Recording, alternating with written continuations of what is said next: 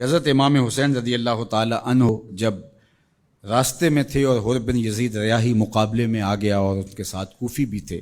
تو اس وقت ان سے مخاطب ہو کر کے کوفیوں سے آپ نے ایک خطبہ ارشاد فرمایا کہ لوگوں، میں تمہیں بتانا چاہتا ہوں کہ میں کیوں یہاں آیا ہوں، میرے آنے کا مقصود کیا ہے۔ سلطنت کے حصول کے لیے حضرت امام حسین نہیں آئے۔ اقبال نے کہا مدعاش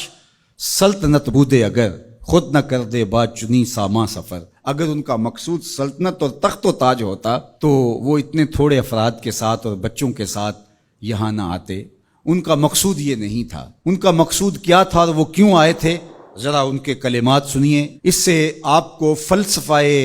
شہادت حسین بھی سمجھ میں آئے گا اور امام حسین رضی اللہ تعالی عنہ کے قیام کا مقصد بھی سامنے آئے گا۔ ہم تو یزید کے اس لیے خلاف ہیں کہ اس نے امام حسین رضی اللہ تعالیٰ عنہ کو شہید کیا ہے، وہ قاتل اہل بیت ہے، لیکن جب امام حسین رضی اللہ تعالیٰ عنہ یزید کے مقابلے میں کھڑے ہوئے تھے اس وقت تو وہ قاتل اہل بیت نہیں تھا۔ یہ جرم تو اس کے نامہ سیاہ میں بعد میں آیا، جب وہ کھڑے ہوئے تھے تو ان کے نزدیک تو یہ بات نہیں تھی جو ہمارے نزدیک ہے۔ امام حسین رضی اللہ تعالیٰ عنہ ان کے اعیان و انصار کا قتل کرنا بہت بڑا جرم ہے اور اس وجہ سے بھی ہم یزید کے خلاف ہیں، لیکن اس کی دوسری وجہ وہ ہے جس وجہ سے امام حسین یزید کے خلاف تھے، ہم بھی اسی وجہ سے یزید کے خلاف ہیں۔ اب وہ کیا وجہ تھی جو امام حسین رضی اللہ تعالی عنہ نے بیان فرمائی؟ یہ کوئی مبہم وجہ نہیں ہے کہ زمانے تک پہنچی نہیں ہے۔ یہ الگ بات ہے کہ کربلا کو ایک کہانی اور ایک قصہ بنا کر کے جو ہے وہ لوگوں کے اندر مروج کیا گیا اور اس کی معنویت، اس کی حقیقت اور اس کی مقصدیت پر پردے آ گئے۔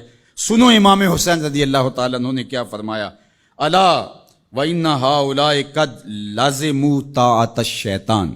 میں اس لیے کھڑا ہوا ہوں، اس لیے میدان عمل میں موجود ہوں، بچوں، بوڑھوں اور جوانوں کے ساتھ، دودھ پیتے شیر خواروں کے ساتھ میں اس لیے میدان عمل میں آیا ہوں کہ یزید اور پوری یزیدیت قد لازموا طاعۃ الشیطان، انہوں نے شیطان کی اطاعت کو قبول کر لیا ہے، وترکوا طاعۃ الرحمن، اور رحمان کی اطاعت کو ترک کر دیا ہے۔ اب جب رحمان کی اطاعت کو ترک کر دیا جائے اور شیطان کی اطاعت کو لازم کر لیا جائے تو حسین پھر بھی نہ کھڑا ہو تو پھر نبی کے لعاب کا اور فاطمہ کے دودھ کا اثر نظر کب آئے گا؟ اللہ اکبر! اہل بیت کو سفینہ نوح کی مثال قرار دیا اور وہ کشتی ہیں، اور جب طوفان آئیں گے تو کشتی اس وقت کام دے گی۔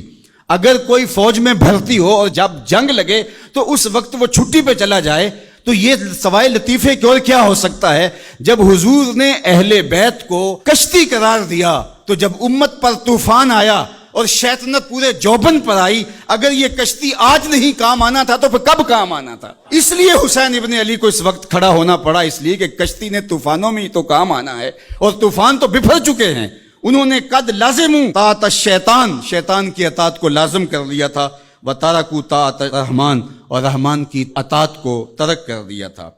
وَأَظْهَرُ الْفَسَادِ، اور فساد پپا ہو گیا تھا، وَأَطَّلُوا الْحُدُودِ، حدود شرع کو معطل کر دیا گیا ہے، وَأَحَلُّوا حرام اللہ وَحَرَّمُوا حَلَالَهُ، اللہ نے جن چیزوں کو حلال کیا ہے اس نے حرام کر دیا اور جس کو اس نے حرام کیا اس نے اس کو حلال کر دیا۔ اب یہ ہیں یزید کے کرتوت، یہ ہے اس کا عمل۔ تو حضرت امام حسین نے فرمایا مجھے بتاؤ، جب میرے رسول کی شریعت پامال ہو رہی ہو، حلال کو حرام کر دیا جائے، حرام کو حلال کر دیا جائے، حدوں کو معطل کر دیا جائے اور فساد بپا ہو جائے،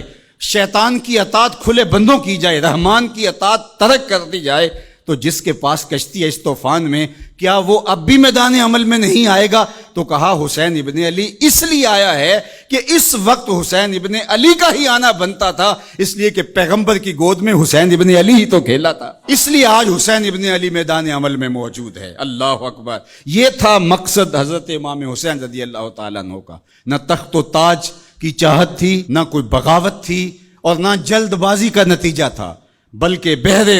حق در خاک و خون غلطی داست، مقصود حضرت امام حسین رضی اللہ تعالیٰ عنہ کا حق کے لیے خاک و خون میں اپنے آپ کو ملانا تھا، پس بنائے لا الہ گردی داست، اور لا الہ کی بنا کو حضرت امام حسین نے قائم کرنا تھا۔